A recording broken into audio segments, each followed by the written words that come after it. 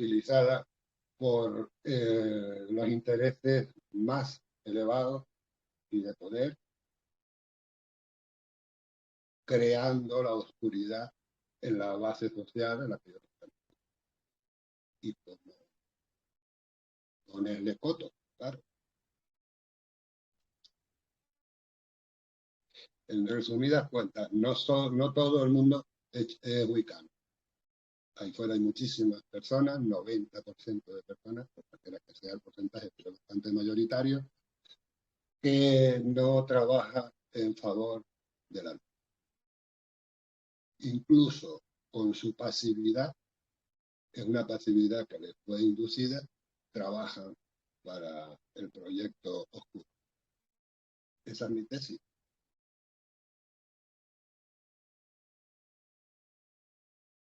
Bien. No sabía que estaba grabando. Bueno, pues con esa introducción me voy a justificar. Quería empezar mencionando, citando el manual de la bruja moderna de Martha Fowler Jones, que en uno de sus capítulos, La noción de oscuridad, dice lo siguiente. La mayoría de los wiccanos saben de la existencia de la cara oscura del universo. Pueden incluir o no los versos, según creencia, pero en general lo iluminado es beneficio, lo que crea y lo que destruye. Lo oscuro es lo que destruye y hace daño.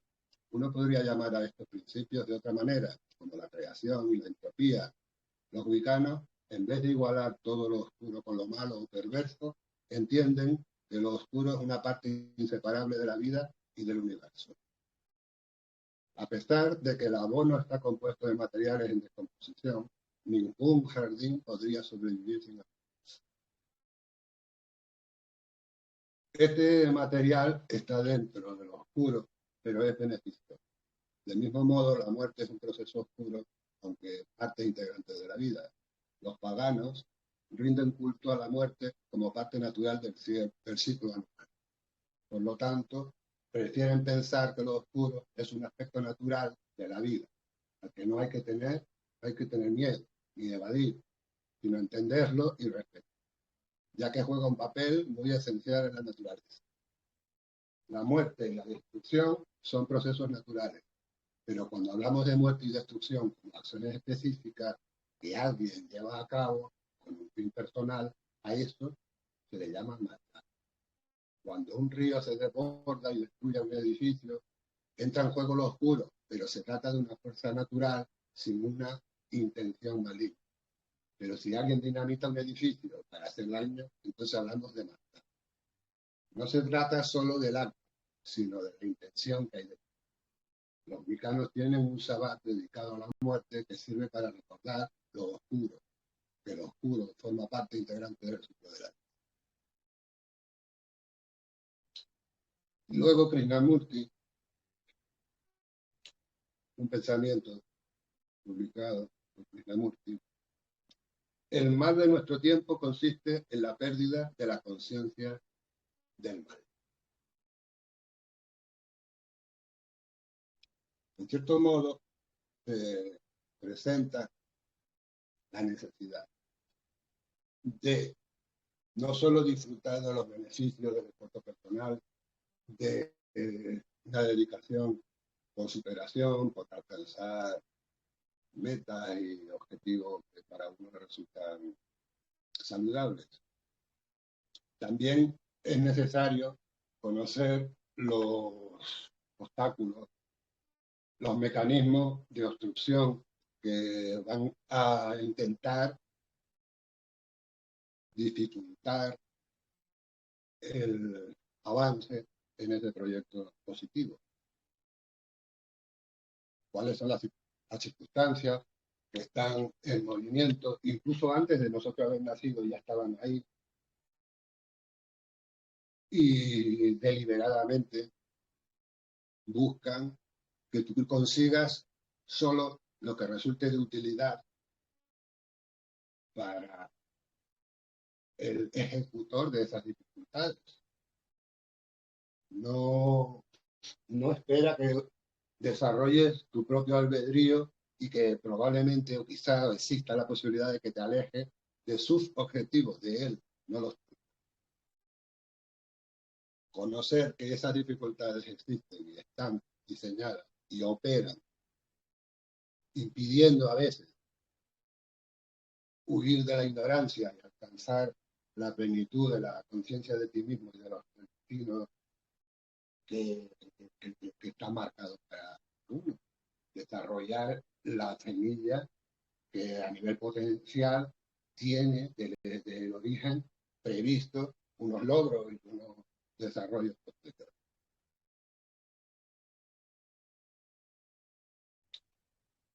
Existe ese mecanismo. A nivel individual podemos desarrollar ciertas dinámicas, ciertos mecanismos de evolución, pero indefectiblemente hay que actuar en sociedad. Necesitamos el sustento yéndolo a buscar en estructuras ajenas a proyectos, ajenas a capacidad de participación, por tanto, exigen adaptación. Todas las instituciones básicas, la familia, la escuela, el trabajo, exigen una adaptación al estándar, a un nivel básico de intercambio, mínimos de comunicación básica, de datos, aunque también de afecto, también de emoción. Esta supervivencia en el ámbito social, en relación con los demás, esta exigencia de adaptación, sabemos que no son fortuitas ni que improvisan. Hablé del conductismo en la última charla, cuando hablaba de la gestión geopolítica, que se aplica a grupos relativamente pequeños, a una ciudad. En la antigüedad era una ciudad, era el Estado. Hoy en día ha cambiado bastante, está bastante compleja. Y no solamente es necesario guardar el orden interno, sino convivir una sociedad con otras especies. Creando pactos o estimulando la supremacía de la que intenta afectar en su entorno. Y en este campo de relación de diferentes sociedades se desarrolla la geoestrategia, no geopolítica, sino geoestrategia. Entendiendo por estrategia todos los sistemas y mecanismos que estén al alcance para seducir, para inducir un comportamiento que conviene al gobernante determinado, incluso la coacción, incluso la agresión, violencia, la guerra. Sun Tzu quizá sea un paradigma, un ejemplo de pensador que desarrolló su talento en este campo.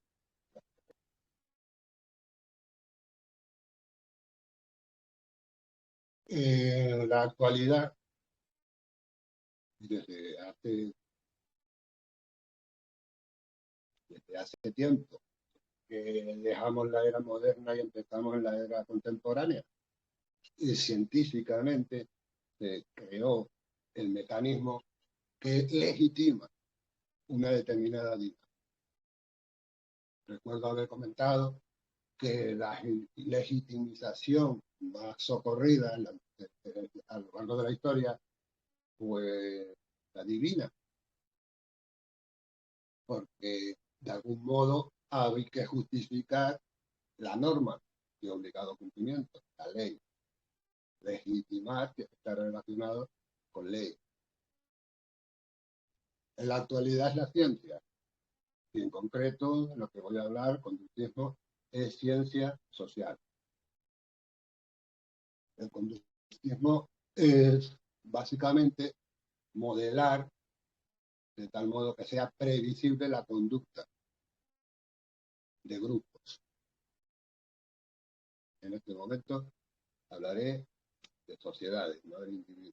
Realmente la psicología también interviene en la conducta de una persona cuando resulta molesta o que crea infelicidad a una persona que acude a un terapeuta con su problema. Vale, no es el caso que quiero tratar. Conductismo aplicado a masas sociales, a través de la comunicación, a través de la educación eh, globalizada. Y en concreto en nuestro entorno cultural, Europa y su legado cultural en nuestro continente.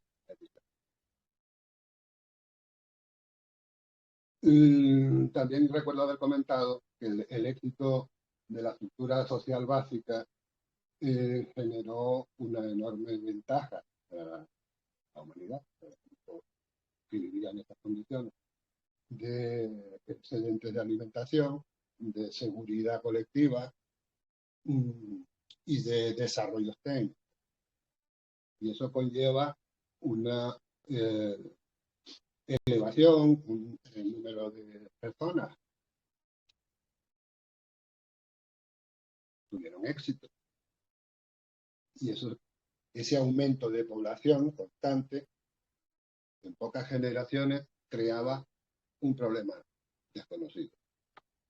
Sería un fracaso por la eficiencia. Creaba tensiones, creaba los descontentos, se organizaban y creaban conflicto con el que estaba contento, con los conservadores. Pero sobre todo, la clase élite ociosa que gestionaba todo el conjunto no tenía esa misma ritmo de crecimiento demográfico.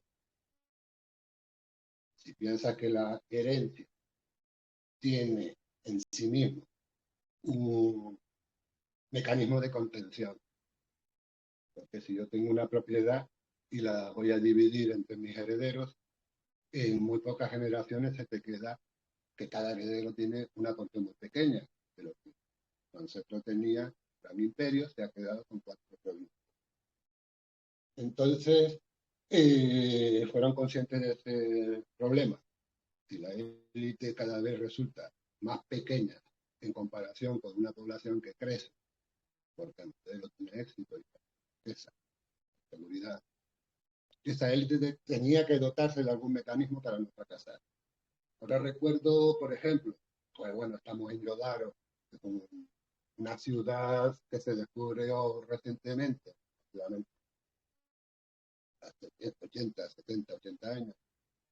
Pues los mayas, ciudades perfectamente conformadas, terminadas, con sus edificios, y que no se ve que hayan sufrido guerra, fueron abandonados, quedaron sin población. No fue invadida, no fue destruida, no desapareció por agresión externa. Sin embargo, tenemos otro montón de ejemplos, que es de los que hay que hablar, de ciudades que sí tuvieron éxito en evolucionar, cambiando sus normas, cambiando sus leyes, cambiando su paradigma y su modelo de legitimización, para llegar a la nuestra, en la que ya en la etapa contemporánea Dios perdió aval, perdió capacidad de darle sentido a un statu quo. Y quizá ubicándonos en Francia, jacobinos, girondinos, fabrican un conflicto para erradicar a la monarquía que estaba legitimada por Roma, por el Papa, por los divinos, para crear una república, un modelo basado en la capacidad individual y el libre albedrío de las personas. Eso es prometido. A partir de ahí, hasta hoy, es el objeto de esta charla, de cómo usando los medios técnicos actuales amplifica el efecto de la influencia gobernante sobre el grupo de población que en este momento alcanza al individuo. Antes no era así. Hoy en día la tecnología permite que un equipo de dirección diseña un sistema de intervención que controla, afecta, modifica la conducta de un individuo entre 40 millones. Cada uno de los individuos estarán sujetos a esta influencia. Es bastante abrumador. ¿Cómo se consigue que el individuo pueda ceder ante su creatividad personal? Pues la coacción, la coacción, la amenaza de castigo y la promesa de un premio era uno de los mecanismos básicos de fabricar conformismo. Había varios tipos: la sumisión, la internalización y la identificación, básicamente, la estructura del fenómeno. La sumisión se produce por coacción básica. Te pongo una pistola en la 100 y te digo, ¿cuánto es 2 más 2? ¿Verdad que es 5? Probablemente no duda. Claro, si todo el mundo lo sabe. Pero es breve. Desde que la amenaza desaparece, el individuo es libre de decirse o de pensar lo que sea conveniente. El segundo nivel de conformismo sería la identificación, que era usando los medios disponibles, en la actualidad son abrumadores, audiovisuales, televisivos, crear un modelo con el que te puedas identificar. Un modelo del rock and roll, un modelo de la religión, un modelo de la filosofía y el académico, la ciencia, son los premios Nobel, son los Oscars, son los que públicamente reciben reconocimientos y premios. Esto induce a la persona individual a asumir que esos son los rasgos, que esos son los comportamientos, que esos son el modo de adaptarse y triunfar. ¿Qué ocurre? Que la identificación está sujeta al desgaste del modelo. El modelo puede envejecer, el modelo puede cambiar de actitud, pero dura más que la... Y por fin descubrieron que la internalización, conseguir que el individuo obedezca a ciertos criterios porque los considera que son su creación, su descubrimiento, y que es fiel a sí mismo, comportándose de un modo determinado, sin conocer, sin saber que este modo determinado estuvo diseñado previamente. Y se le aplicó una técnica y unos procedimientos idóneos para que la persona crea que está respondiendo a su propio criterio. Es el que más. De hecho, la persona puede llegar a enfrentar disonancias cognitivas muy potentes cuando descubre de modo aleatorio o se le obliga a poner en duda esos valores internalizados. Esa disonancia cognitiva, muy desagradable, se resuelve o bien renunciando a ti mismo y asumiendo como si fuera una revelación nueva, pues menos mal que he descubierto esto, que me lo han dicho, porque ahora soy una persona diferente. Y accede a un estado de confort, no hay conflicto, o lo contrario, se reafirma negando la evidencia. Bien. Este es el modo más extendido en este momento. La industria, digamos, del conocimiento, a través de los medios de comunicación masivos, televisión, internet, pero también los videojuegos, también los libros de texto, eh, se diseñan de tal modo que la persona aprende conocimientos, datos, obtiene recursos intelectuales, en, en el convencimiento de que está creándose a sí mismo. Por tanto, en un futuro, después de poner esto en práctica y vivir conforme a esta situación, tiene la sensación de ser libre. Esto se construyó en Europa. En Europa, a lo largo, a finales del XIX y todo el siglo XX. Y realmente está, bueno, a niveles grotescos, cosas muy elementales que cualquier persona en un grado de desarrollo bastante primario vive feliz y con todos sus recursos disponibles en una isla del Pacífico, viviendo la forma tradicional allí y en distintos puntos del planeta. Personas que en esas condiciones hay unas cuantas asuntos muy básicos, no se puede matar, se puede engañar a un ignorante. Mentir es un motivo de vergüenza, intentando ser sinceras. Cualquiera de estos esquemas básicos que siempre se asumieron como indiscutibles, en la actualidad pueden estar superpuestos a través de la tecnología, a través de la comunicación, como a través de sí. Visto desde la óptica wicana, pues, cultivando un compromiso ético y superior y trascendente,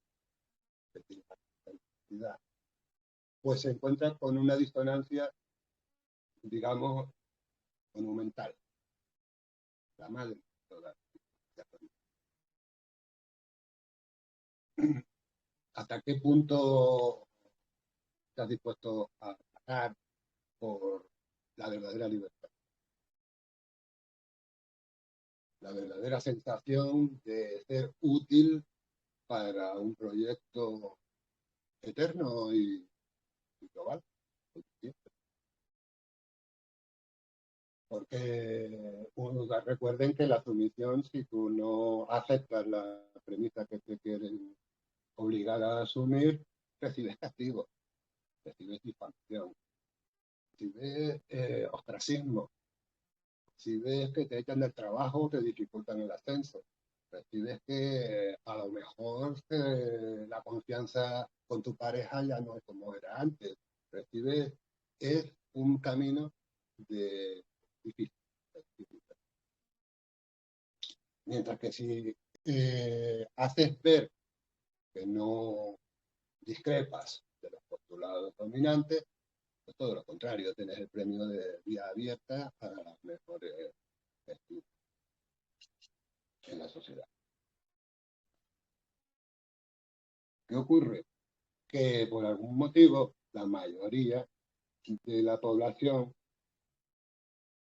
prefiere la sumisión a cambio de la seguridad de que no se va a ver estorbado.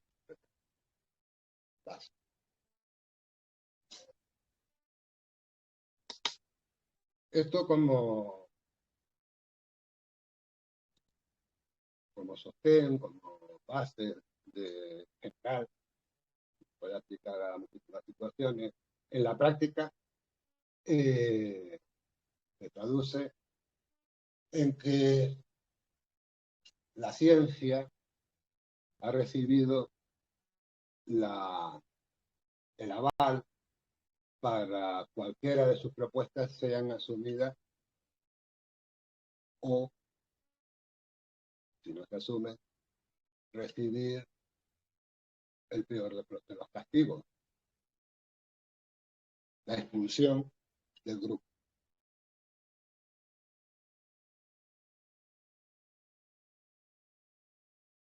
Es un destino difícil si la opción tomada por una persona determinada ha sido la de apegarse a sus criterios naturales, espontáneos, apegarse a una vida social en base a lo que se llama el derecho natural, consuetudinario, en base a algo que no es modificable. Las normas, los referentes a cumplir son los de siempre y se avalan a sí mismos. Eso da mucha fuerza interior, pero entra en fricción con que la imposición de la situación externa es variable, no existe una ley que no se pueda cambiar, existe la arbitrariedad y existe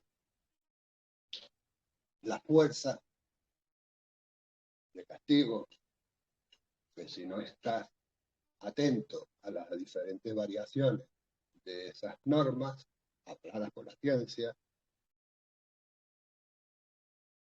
puedes perder,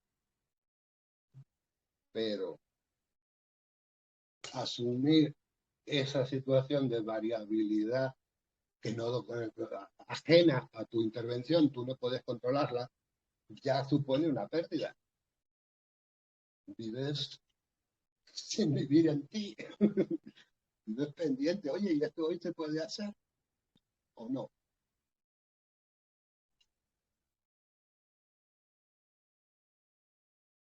Bien. La pregunta del millón sería, ¿y por qué existe una imposición que perturba las decisiones individuales de una persona? ¿Por qué existe ese esfuerzo en convertir la conducta colectiva de una población en algo previsible, algo casi diría industrializado? Se puede medir, que se puede adaptar a diferentes situaciones, que se puede manipular. En el sentido total de la palabra, mano, con la mano, manosear sería un sinónimo a este sentido de manipulación. Porque hay una humanidad, un sector de la humanidad que vive en paralelo y oculta, con privilegios. Ellos viven en satisfacción porque estas contradictorias, este carácter voluble de la norma no les afecta a ellos. Están diseñadas por ellos para que la apliquen y vivan según esa exigencia el resto de la población. Si esta premisa se acepta, podemos hablar de un grupo de humanos que vive, que existe, parasitando al grupo mayor. El grupo parásito no fabrica, no genera sustento, no copia de la producción de los demás. Eso justifica que exista una dinámica tan torpe, tan arbitraria. Sí, pero ¿qué lo avala? Porque esa población se tendría que llegar a producir, por ejemplo. Simplemente con eso nos ponen apuros, porque en la situación actual está legitimada la explotación, la opresión, el control y la manipulación de la mayoría de la población. Ya no es divina esta. ¿Cuál es? Es la razón, es el materialismo, es el nihilismo. ¿Sí? ¿Y cuándo se fabricó este avance? ¿En qué momento? Pues fue con la fuerza, con la violencia, con la revolución. La primera vez que se hizo una revolución sangrienta, terrible, legitimando como único aval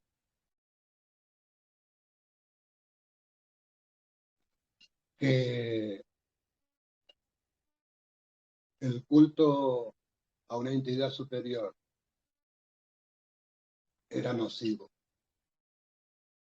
Se consiguió con el uso de la razón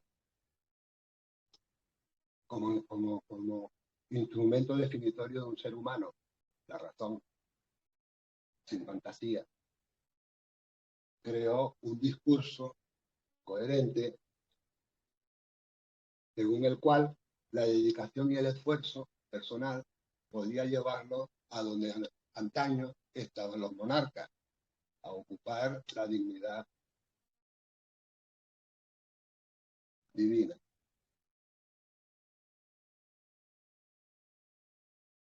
Bien, para la persona que siente como cotidiano su conexión con un compromiso superior, esto era anatema. Y la que no pudo negociar, poner la posibilidad, crear la posibilidad de vivir en paralelo con los intereses y con los criterios de conveniencia, pues se cumplió, creando un efecto de escarmientos. Más. Esto ocurrió, yo coloco, y yo no, los historiadores, colocan en este momento la Revolución Francesa y lo que vino después. Y la Revolución Francesa fue en el 1789. En paralelo estaba sucediendo la Revolución Americana, en lo que las 13 colonias, así de, no sé con qué mecanismo, se inventó la movida del té, el problema de los impuestos hacia la metrópoli, que era Inglaterra, y creó conflicto y se independizó. Ahora recuerdo cuando alguien comentó en este grupo, pero el obelisco está en diferentes puntos en los que, oye, que no le corresponde históricamente, porque no tenemos vinculado a Egipto, ¿sí? Y hay una serie de mecanismos simbólicos que representan, sí, representan a la cultura que se fabricó y se puso en práctica en, en estos eventos que estoy describiendo. En Francia, lo que hoy es Estados Unidos, que en un momento era solo las 13 colonias, el resto era territorio español todavía.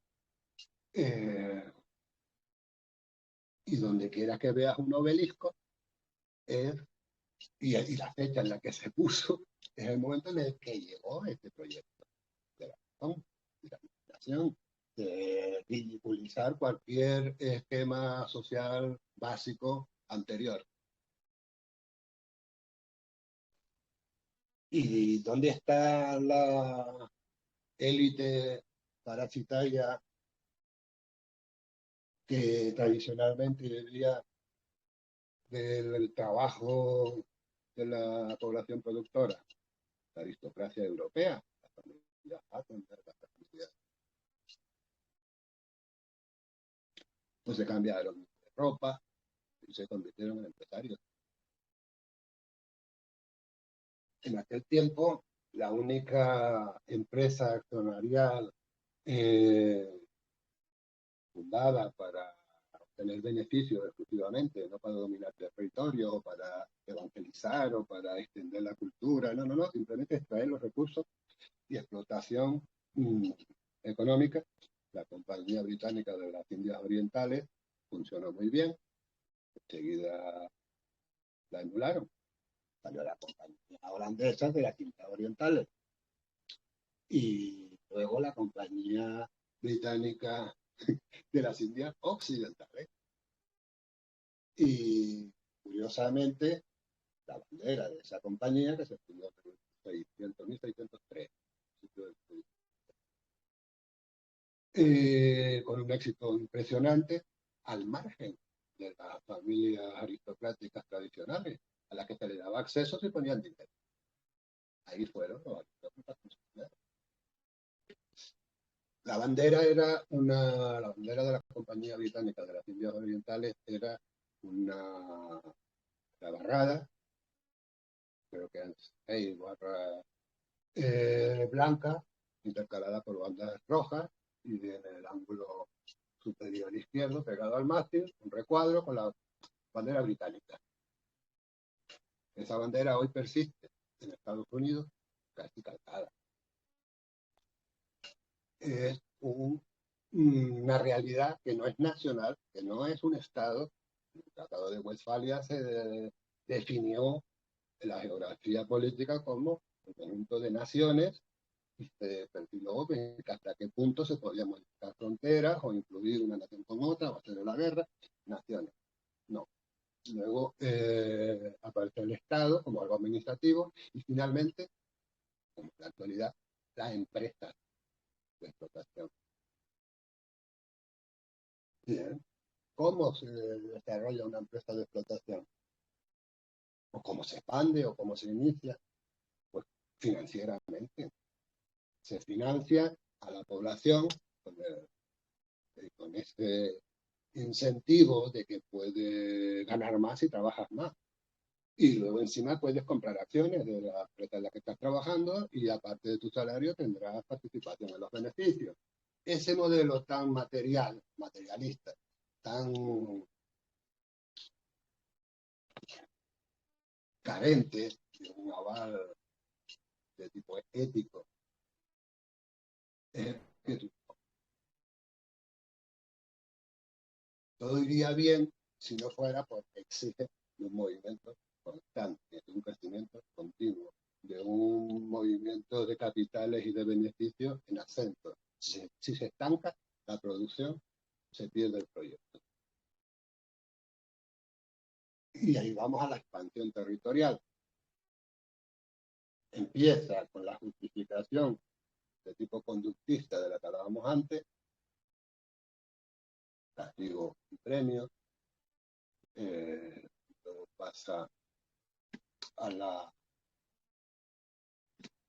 hasta que termina interiorizando. El sujeto cree completamente que está haciendo un esfuerzo por sí mismo y por su familia, identificándose con el modelo propuesto. No importa que solo se beneficia o solo tiene acceso a un porcentaje muy pequeño de de hecho, a medida que ese proyecto se ha ido desarrollando a lo largo de varias generaciones, ahora no sobran personas que no tienen ninguna cabida.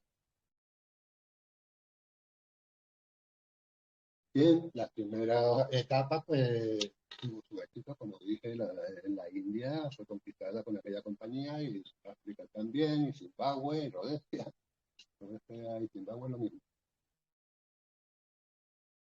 Hasta que estas poblaciones nativas de África y de Asia, básicamente, encuentran que no que pueden vivir sin ese influjo occidental. En este momento hay 4 bloques que ya no pueden crecer más. Están en fricción constante porque cada uno ha desarrollado chocando con su entorno.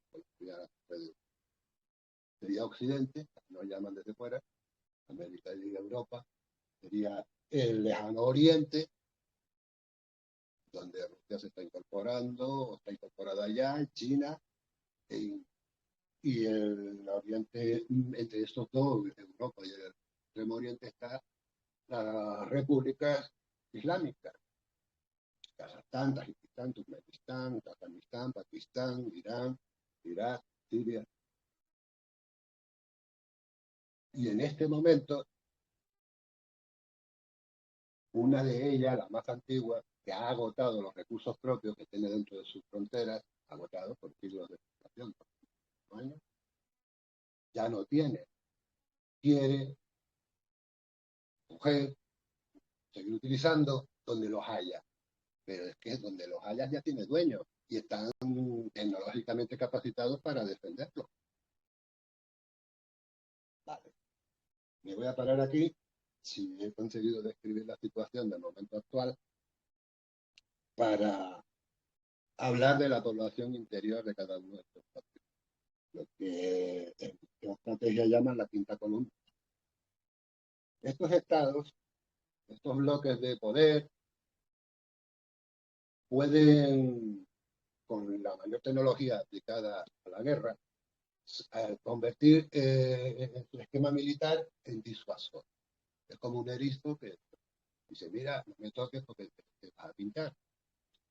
Se defienden con medidas de disuasión.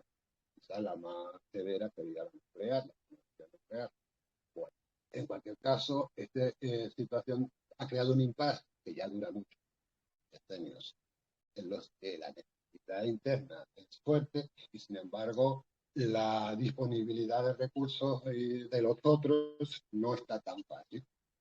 Sí, pues se puede comerciar, se puede, bueno, podríamos hablar del dólar y ya quedaría muy claro cómo no es tan fácil. Si esta situación se da, la población interna de cada bloque deja de tener fe en el modelo. Se puede crear un colectivo desafecto, rebelde, que se quiere independizar o que quiere o pretende o exige modificaciones.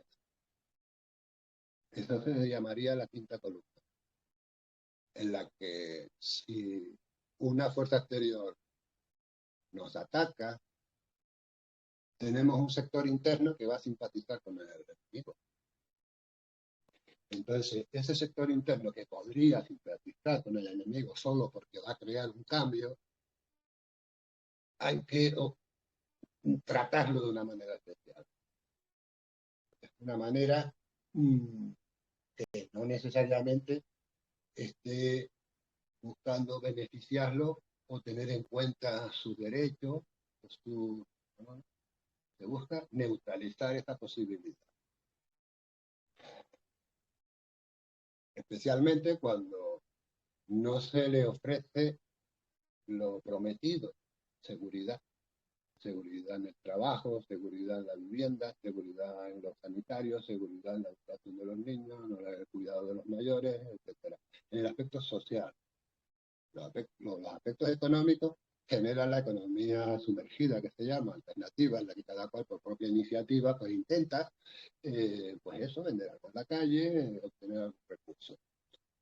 Pero la que realmente peligra o resulta una amenaza para el status quo de la élite que está gobernando este territorio en concreto son la incapacidad que el sistema para no poder satisfacer la seguridad biológica de esta población. Esa población puede revelar. Se le aplica un esquema de deformación, de construcción, de descomponer la cohesión social, individualizar al máximo, el ofrecer derechos fáciles de otorgar, sin una contrapartida de ningún tipo, derechos a la cual podemos pensar que ocurran. La diversidad, derecho inclusivo, cuestiones que ya teníamos con nuestra propia dinámica natural. El colectivo aprende a respetar una serie de, y si alguien no lo respeta, había medios para corregir esa desviación. Ahora han creado la Agenda 2030. Lo voy a dejar aquí un momentito para hablar de los antecedentes que llevan a esta Agenda 2030. La cojo como todo, o no sé si todos, pero el que tenga interés puede buscar las conferencias de control de población desde Teherán, Pekín, hubo la conferencia en México, hasta que de repente se le cambia el nombre y aparece al final el Foro de Sao Paulo. Ahí habla de inventar necesidades y derechos que no se estaban exigiendo en este momento, precisamente para no satisfacer las exigencias del momento. ¿Cuáles eran las exigencias? Pues mira, básicamente las que tenían los sindicatos, por ejemplo, o las exigencias de democracia, de autogestión, de cambiar el modelo territorial para que sea más pequeño y que las colectividades, las comunidades pudieran gestionarse con mayor autonomía, en fin, y una lista bastante larga. Le llegaron a convencer de que sus necesidades eran otras. Bien. Y ya en este momento, que ya está muy avanzado el proyecto, lo ya denominamos como progresista, de izquierda, nos lo han vendido como la libertad individualizada de tú eres lo que percibes de ti mismo y tienes derecho a ser reconocido y apoyado, pero no tienes dinero, porque no puedes acceder directamente al trabajo, obtener tu capital y gastarlo como creas conveniente, ¿no? No hay puesto de trabajo, el paro, ya. Pues, ahí la satisfacción no es posible. La promesa de que tú tienes unas nuevas necesidades, las vamos a satisfacer y estamos en ello, ambiente, de género, no satisfacen la antigua exigencia de trabajo, redistribución, de crear un horario, un esquema laboral que me permita compaginarlo con la vida familiar o a nivel personal, una vocación que yo tuviera. ¿Cómo se consigue esta población que se está convirtiendo en idiota, que no accede a trabajo, acepte lo que se le ofrece, digamos, inmaterial? Eh, tema, no sé cómo llamarlo. La idea de Klaus Schwab, de no tendrás nada y serás feliz. ¿Eh? Lo más contemporáneo. En Occidente, ojo. El mundo musulmán no participa. El mundo de los distintos pueblos asiáticos no participa. Solo nosotros, Europa y América. ¿Por qué?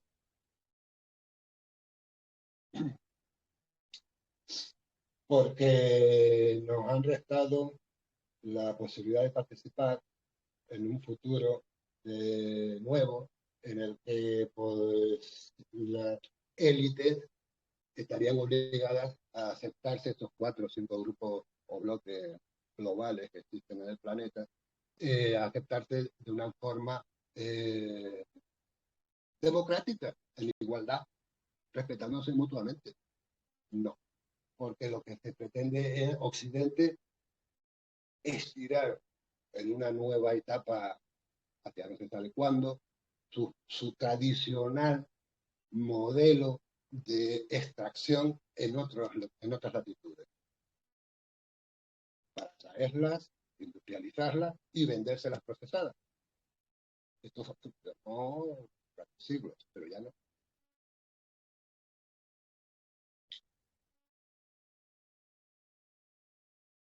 En este momento, la parte de todo el sistema económico tradicional, de producción, de distribución y consumo, está modificada con la finanza. Todo sea monetizado, tiene su equivalente en valor, precio, valor. Y Occidente tiene sus ordenadores, sus esquemas de compra-venta de acciones, la bolsa y demás, un mundo inmaterial en el que basa los sacrificios, los esfuerzos, los logros, es quiebra. Tiene el mismo valor que deuda. Deuda no es nada que puedas tocar, es un concepto inmaterial. Lo único que nos puede formalizar un poco para entenderlo es permiso. ¿Tienes o no tienes permiso de compra? Eso sería deuda. Si yo te doy permiso, me debes algo por haberte dado el permiso de consumir. Quiero comprar una casa, bien, vale. Bueno, ¿cuánto? 1 millón. Bien. tiene que dar 1.300.000. Y eso es mi beneficio, el interés. ¿Hasta cuándo funciona este esquema frente a otros pueblos que basan su economía en trabajo tangible, en bienes y servicios reales, que le pueden dar la espalda al modelo occidental porque quedar a cambio de las finanzas, que mira, prefiero mi huerto, mi cuatro mulos y el trabajo que puedo desarrollar. Entonces, ¿tu trabajo cuánto vale?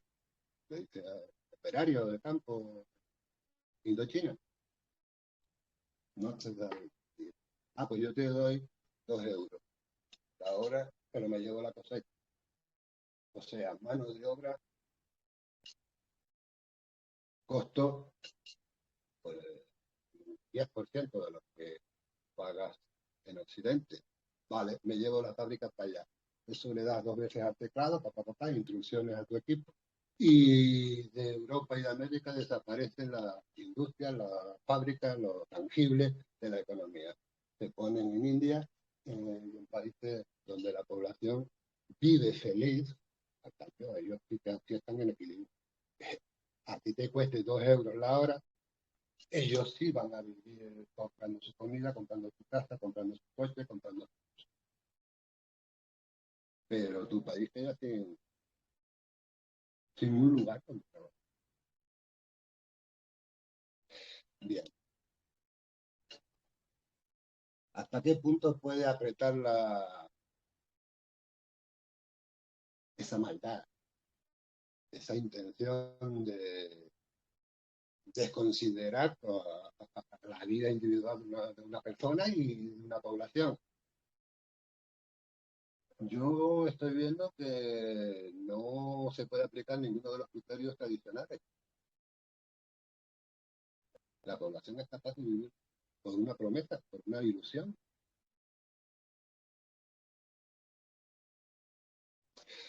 La población puede, como si fuera en el síndrome de Estocolmo, identificarse con su opresor con un cariño y un afecto que da la vida. Pues, amo. En este momento es así. Vale. Voy a interpretarlo en tema o con el criterio que podría decir Wicca. La sombra, ¿qué dimensión tiene? ¿Cómo opera? ¿Qué intenciones?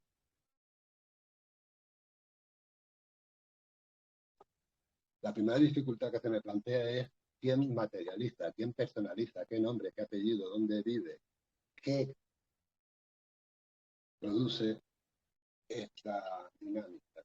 Porque todo lo que puedo localizar son pues sirvientes, sicarios, ¿vale? Mayordomos, ¿vale? Si quieren las categorías para arriba, hasta a alguien que recibe las instrucciones y luego las distribuye por su red de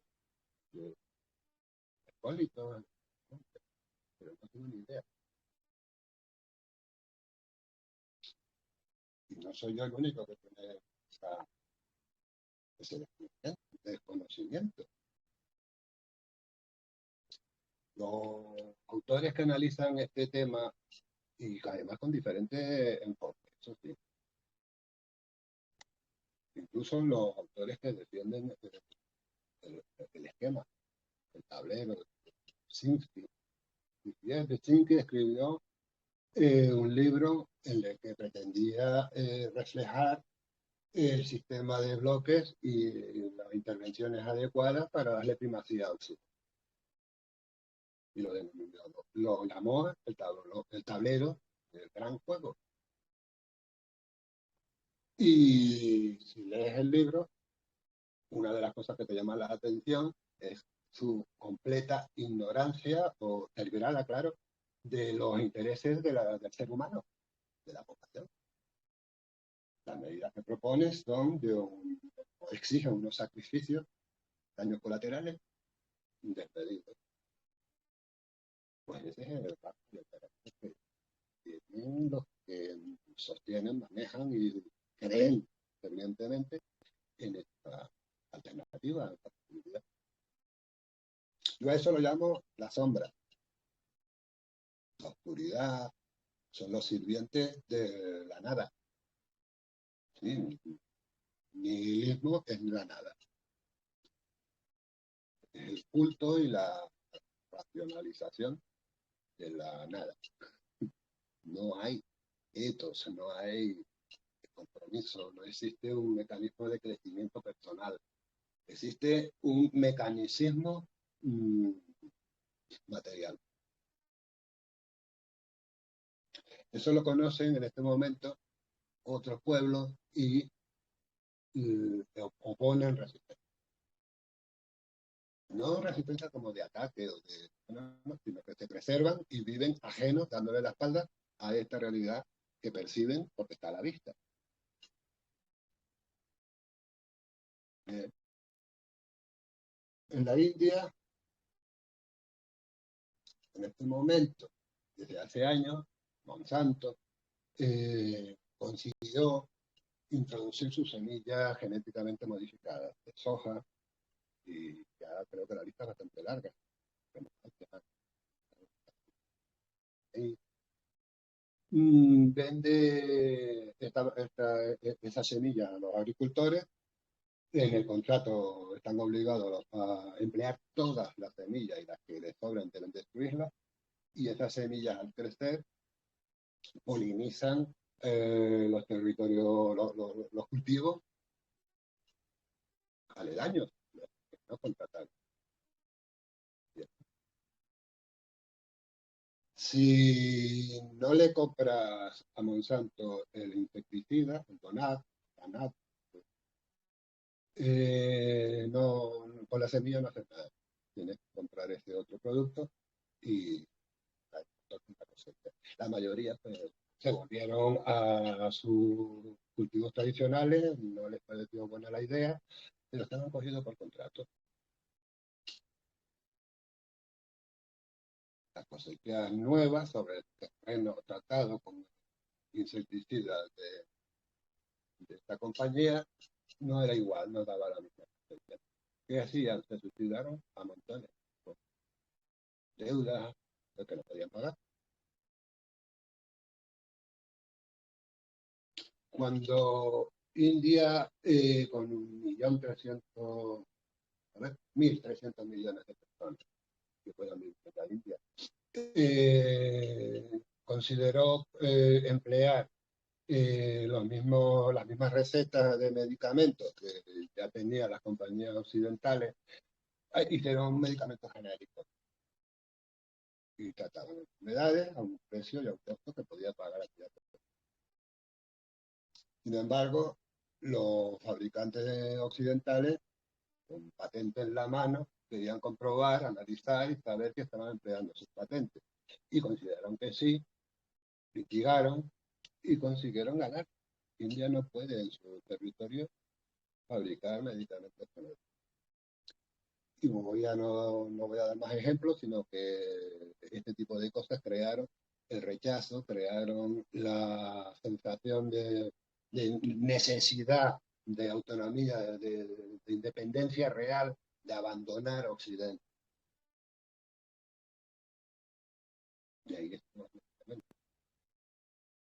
La Agenda 2030, que se diseñó en la ONU es un terreno donado por Rockefeller, donde se construyó un edificio en Nueva York, y si al gobierno de Estados Unidos le agrada un delegado de determinado país, no le da la visa, no entra, no puede ir a las reuniones del Consejo de fuera de la ONU. La ONU no es un planetario que puede acudir pidiendo pues, amparo cualquier nación.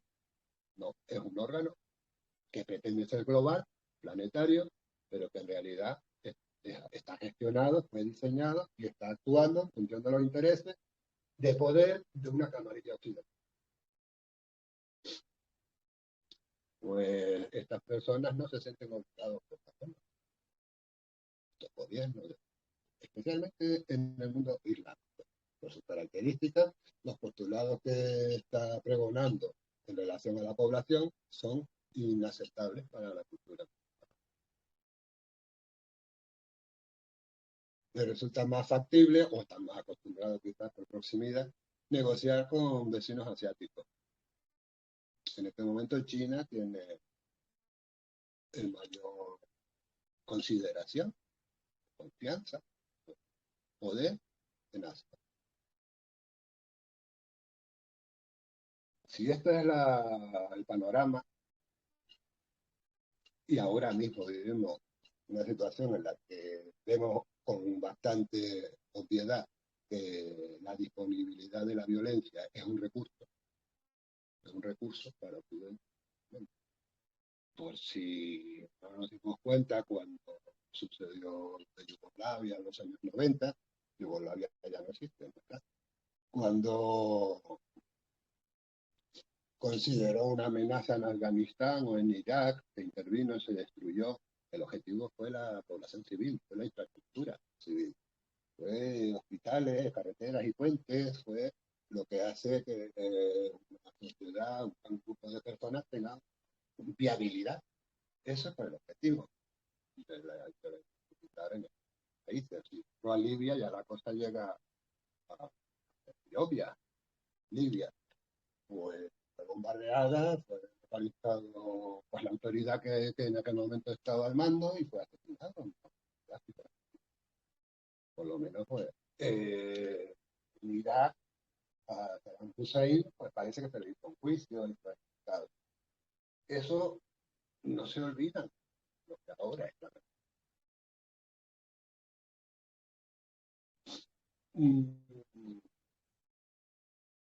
Voy a hacer un sí. Oriente, Occidente. Todavía empleamos el término orientarnos. Orientarnos viene de la tradición, la musulmana la observa todavía, de cuando en la oración, en la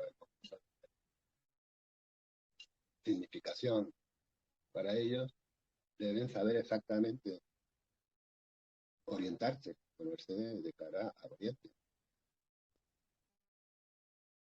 Occidente es lo opuesto, por ahí no sale el sol, se pone. El occipital que tenemos aquí en el cráneo, todos los humanos y los animales, el occipicio, se llamó así porque es donde recibe un golpe para cuando quiere sacrificar el ganado. Había una idea, cuando la Tierra era plana, cuando esa era la cultura, momento. El occidente, Finisterre, era el final. Tenía un sentido como trágico, como de oscuridad. Iba el sol, venía el sol y aparecía la oscuridad. Mientras que Oriente tenía la connotación opuesta, ¿no? Era el atardecer, el alba. Pues usando esto como figura literaria, en este momento estamos viviendo esta situación. Para las oligarquías, Oriente, en este momento, es una esperanza de supervivencia financiera. Porque independientemente del modelo social que esté implantado por allá, que se puede valorar, que puede poner, es eficiente. Es eficiente para la creación de riqueza o la creación de la riqueza, para la producción, mientras que Occidente está caducado. Bien, ¿qué haces con 1.500 millones de personas en Europa y América a la que no le ofrece la seguridad que pierde su fidelidad? La población ya no pertenece a las instituciones. ¿Y cómo las mantienes entonces? Pues habrá que anestesiar Habrá que crear algún sistema a través de la cultura, a través de la, para que estas personas se sientan eso, felices, tendrás nada y serás feliz. Por tanto, se justifica el análisis de la modelo cultural occidental que yo creo que está teniendo, o creo, eficacia, que está consiguiendo metas, lo pusieron conseguir. Hay que analizarlo, hay que sacar conclusiones y yo personalmente sugiero que habría que independizarse culturalmente. En lo material, en lo económico y en los recursos no puede independizarse o es fácil. Ahora bien, con una simple decisión, con un cambio de actitud, con un nivel de, primero de estar convencido, luego reconocer los recursos, digamos, el camino a andar y lograr una existencia satisfactoria. La vida, ya está plena. Eso sucedió cuando en la Baja Edad Media la población se fue a los cenobios, monasterios,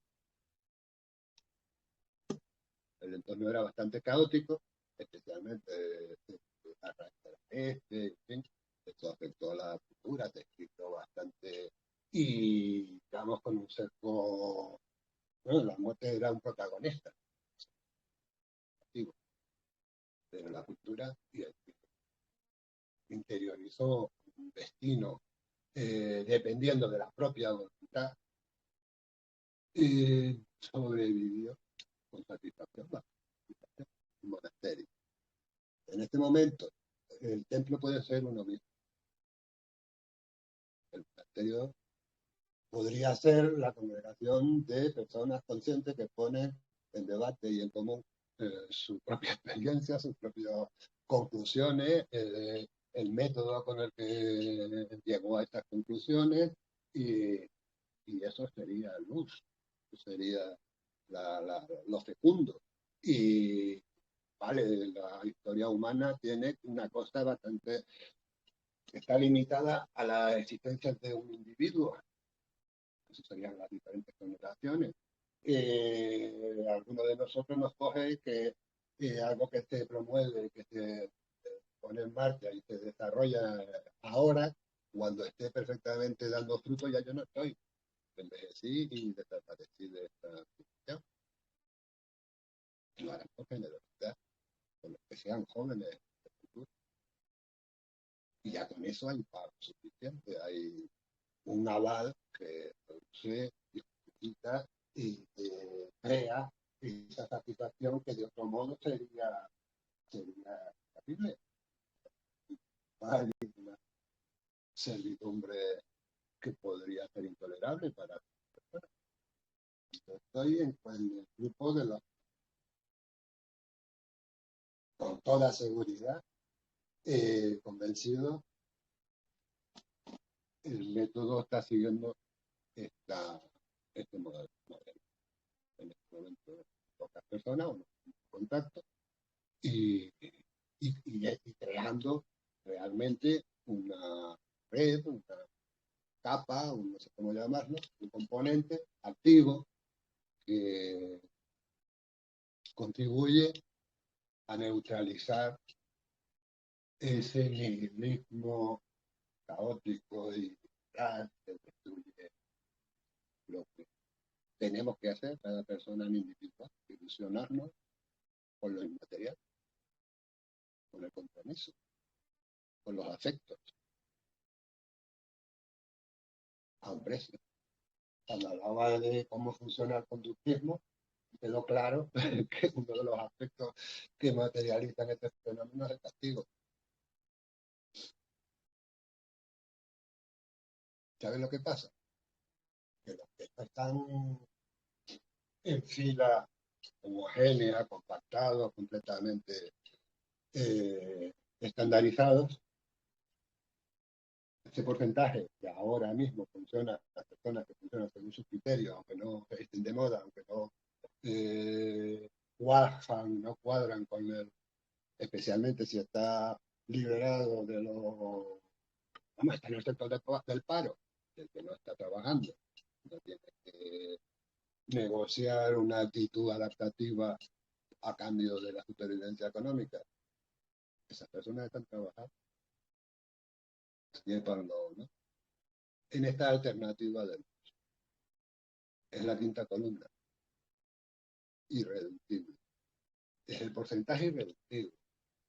Recuerdan que hablé de que estadísticamente una población va a tener tres comportamientos en la que dos de ellos deciden un referente, sí o no a tal cosa. Pues siempre va a haber un tercio que dirá sí, un tercio que dirá no, y un tercio que no participa. Abstención, no sabe, no contesta. Ese tercio que no sabe ni no contesta es justamente lo que estoy diciendo. En ese tercio hay una población que no sabe, que ignora, y hay un sector irreductible, no contesta todo el día. En ese sector están.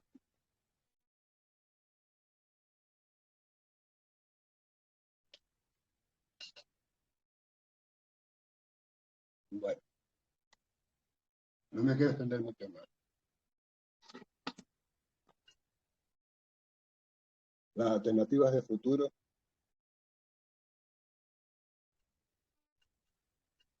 pasan para nosotros.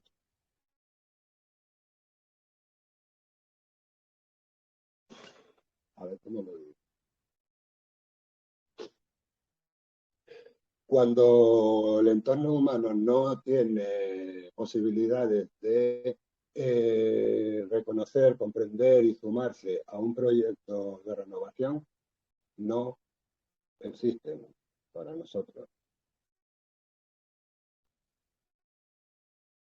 Creo que en la Biblia, en la tradición cristiana, y creo que están los salmos, habla del remanente.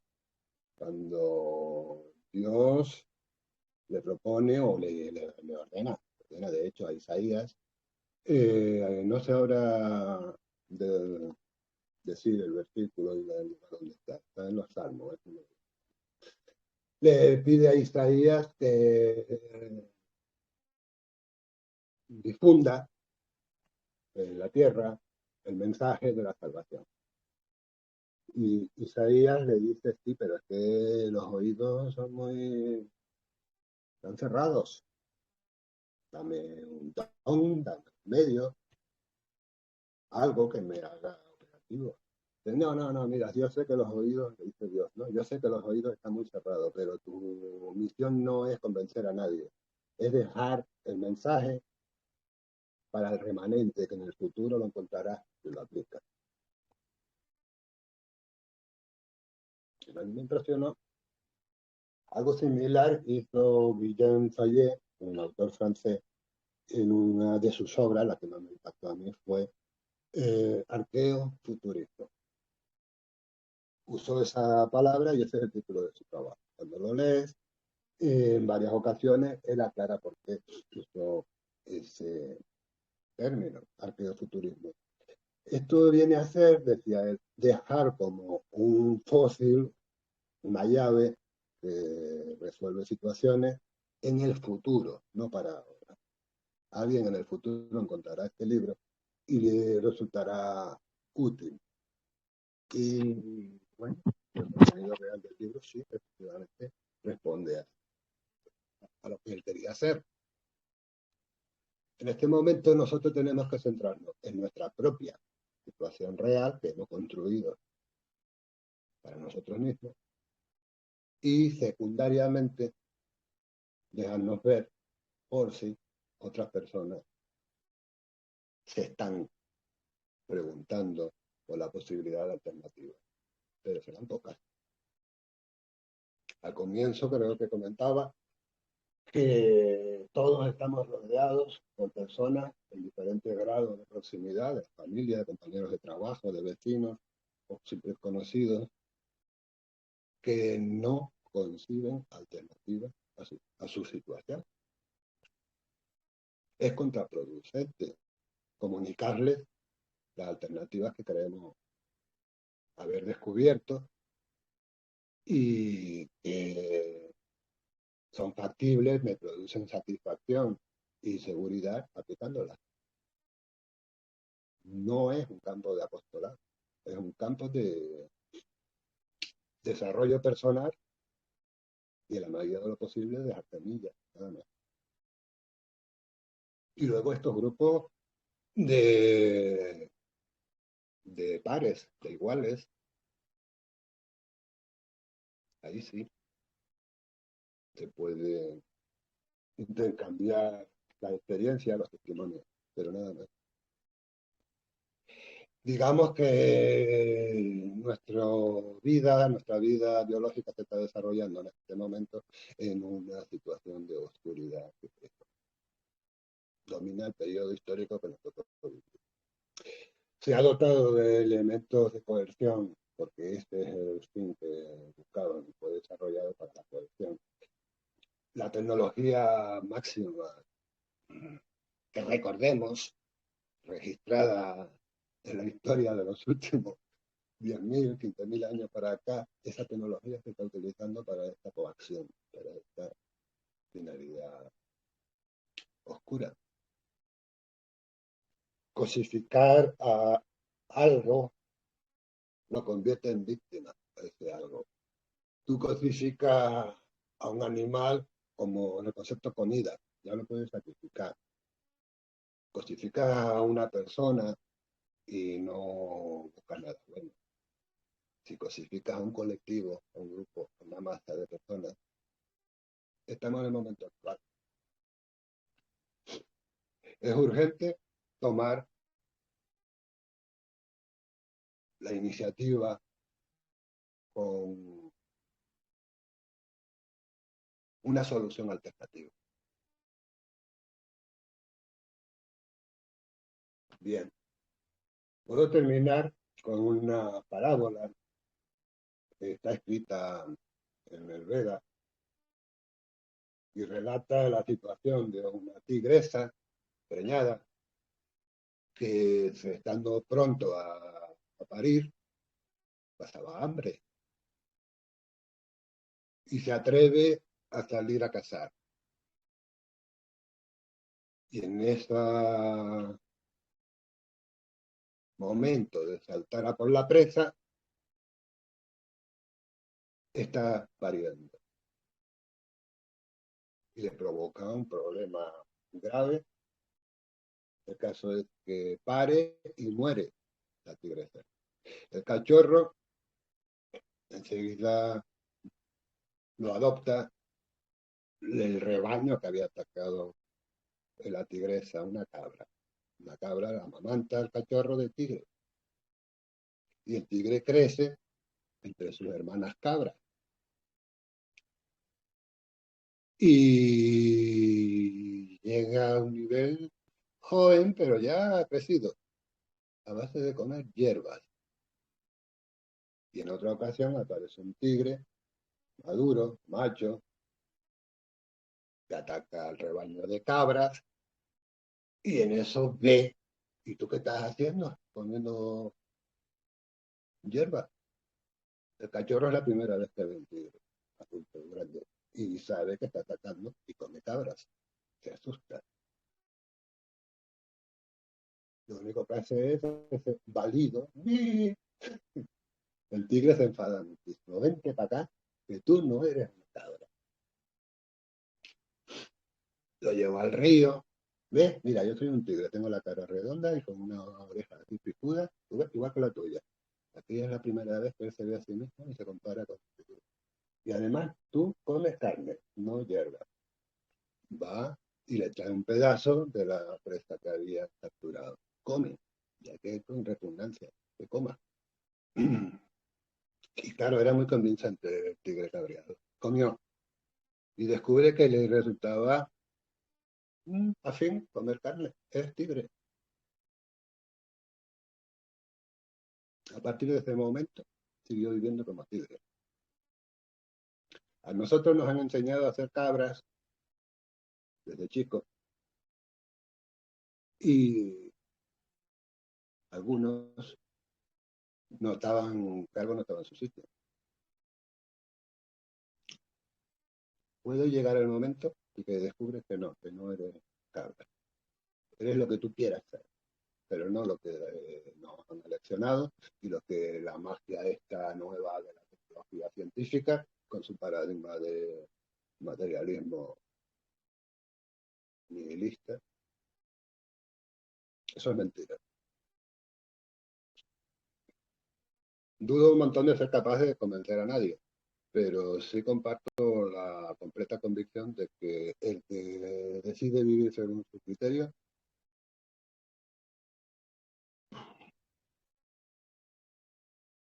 muere con ese criterio. Suficiente. Aquí termino. Pues les doy las gracias por la paciencia y por su tiempo.